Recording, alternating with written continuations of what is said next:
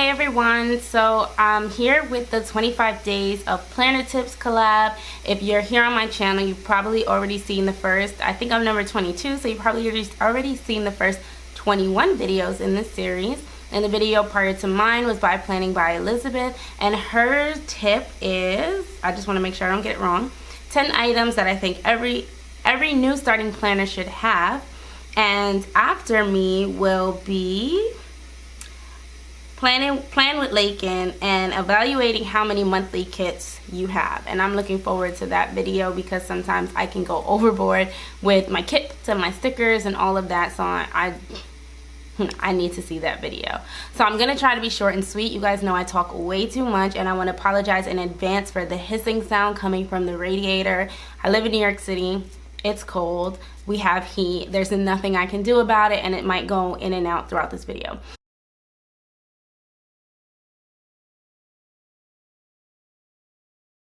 So my tip is planning in multiple planners and pretty much how to keep yourself from getting overwhelmed, and just some tips that I have, because I know that, you know, I've done a video on planner ruts, and if you haven't seen that video, then I'll link it down in the description below. But I know a lot of us buy multiple planners or plan in multiple planners, and it can become very overwhelming. So I'm gonna go through a stack of planners that I have, tell you guys what I use them for and how I keep myself from getting overwhelmed. So the first planner that I don't have here to physically show you guys is a planner that you've only heard me talk about but I've never seen, and that is my work planner. So the work that I do, I cannot show, like my daily planner that I use for work because of HIPAA. I have to keep client information, sensitive information, private, and also it's very revealing in terms of where I work, the address and things like that are in there, and that's not something that I want to share with the masses on YouTube. So that's something that I keep personal and private to myself. And so in that planner, I don't use stickers, not because not because it's not professional or anything like that, because I do pull out some of these planners in meetings. I don't even carry that planner to meetings. It's just strictly functional for me. It's all tracking. Like, I have to track in daily numbers and statistics and all those kinds of things, and I don't have space barely to track the things that I need to track, let alone tracking them around stickers. So it's pen and paper. I use two planners in conjunction with each other. The main planner that I use would be the Trendsetter layout, which I think is just the Happy Planner monthly layout, where it gives you the month, and then the to-do list. And I take out most of the to-do list. I only keep one sheet, and I have each section broken down monthly to track certain things. And I use the monthly to track in daily statistics. And then I will merge that with an hourly planner or daily sheets if I need to plan daily. I used to just use the vertical, but I kind of like more structured from the hourly or the daily sheets. The next thing that I use, I don't know if you would consider this a planner, but it's the Erin Condren weekly scheduling pad, Luxe scheduling pad.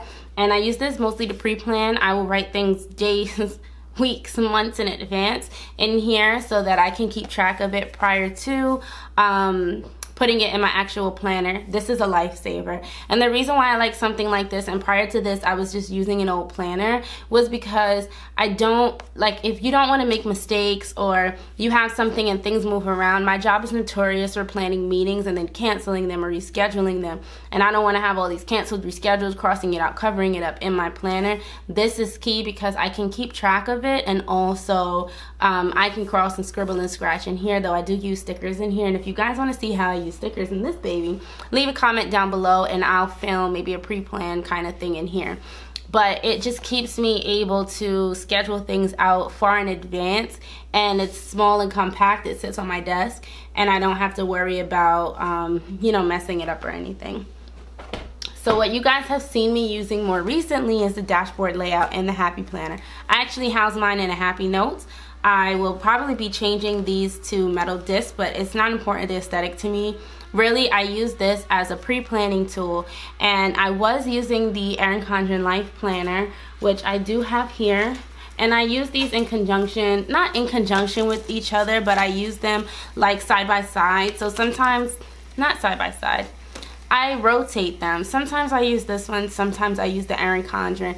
Honestly, my biggest tip is don't get caught up in trying to update all of your planners every single week. It's okay if you have a few weeks that's missed in one planner, if it's functional to you.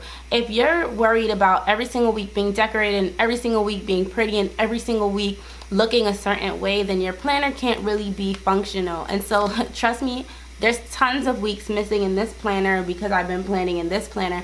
And I may go back and back plan or memory plan in here, but in all honesty, as long as it's written down somewhere, that's all that matters. And so I have this on smaller discs because it's just easier to carry, and most of this is note paper, and I use this as my work, like traveling kind of planner.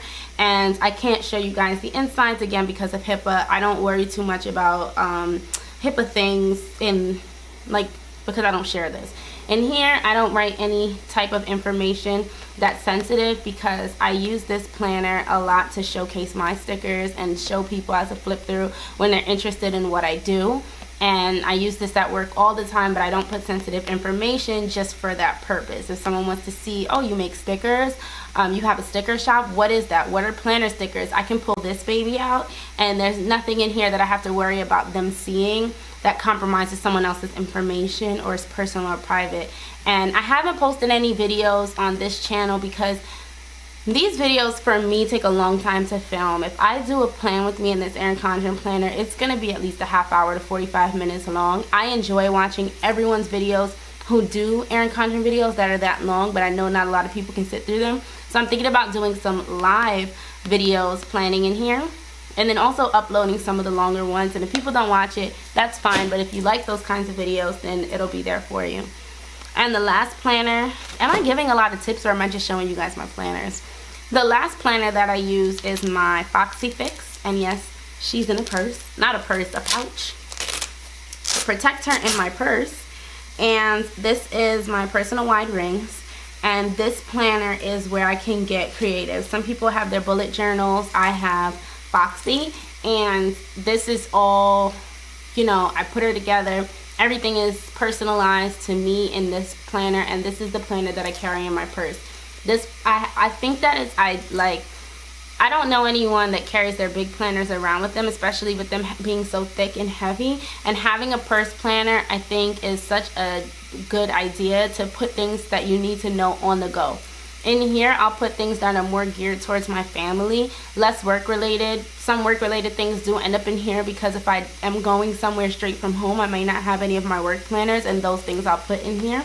My weekly section in here is not utilized as often. I find that it was kind of a waste to put a weekly section, but I do use the daily inserts, and those are the inserts that I'll use to jot down things, to make lists, and also to plan out my videos on YouTube, shop stuff. All of that stuff lies in here because that's stuff that I need to carry on a day-to-day basis. And because it's small, it really is, and it's light, I can put it in my purse and not have to worry about anything. So I think you need to think about portability, what you want to use your planner for, how you want to use your planner, and where you need to take it with you. And so when planning in multiple planners, everything doesn't have to be the same. You don't have to like have one planner and you're writing the same thing from this planner to the next planner to the next planner, to the point where it seems redundant. You can have one planner that's focused on one thing. You don't have to put them all together. If you don't have that busy of a work life or a work schedule, and you can kind of just put work or put your work things, or you don't have that busy of a personal life but your work life is really hectic, you can plan work and personal in the same place. For me, my weekends in my work planner, I don't work on the weekends, so they're completely blank. And I was finding that I wasn't having enough to plan on the weekends because I don't carry my planner on the weekends until I started using this one more often. And so having those daily sheets is really all that I need. I don't need to have like a full weekend planned out. I'll put like major events that I like want to remember, if we're going like apple picking or tree decorating or traveling, because those are major events. But or like when we have swim lessons, those are things that are like anchored. But the little things that happen, grocery shopping, I don't know what time I'm gonna go or when exactly I'm gonna clean the house, but I know I need to do it. I'll put those in more generally and then plan around and putting it in here. And when I write it in here, I'll put grocery shopping with my list. And I'll put like swim lessons with a list of things that I need to make sure we pack with us. And so I really tailor each planner to have its own purpose. And that way I plan the planner that I need. So when I have my weekends, this is the one that I'm taking with me. And I also, like I said, I'm jotting down things for the shop. I'm jotting down things for YouTube. I'm making lists. I'm journaling sometimes. And all of those things I want to have with me. So I have it in this planner. And this is the one that I update more regularly. Once I plan, like for my week, I'm not really changing. It's just more of a reference. And so I don't find myself having to go in there and cross things out and do all of that. And I really do prefer like the daily sheets to re-break down the day, and I'll refer to the weekly. So it's like I plan my weekly for my monthly, and I plan my daily for my weekly. And I'll break things down even further, because I might just put work and maybe an important meeting that stands out. But what am I doing at work? Do I have reports due? Do I have to set time to have supervision meetings? Do I have to travel here, do this? How am I breaking down my time and really blocking things off? I need more space and more structure in order to have those things written down. So it's nice to be able to have the freedom of a daily sheet, which I get in here, or in a daily sheet that I have in my Happy Planner, instead of just having to cram everything in those little boxes in the Erin Condren.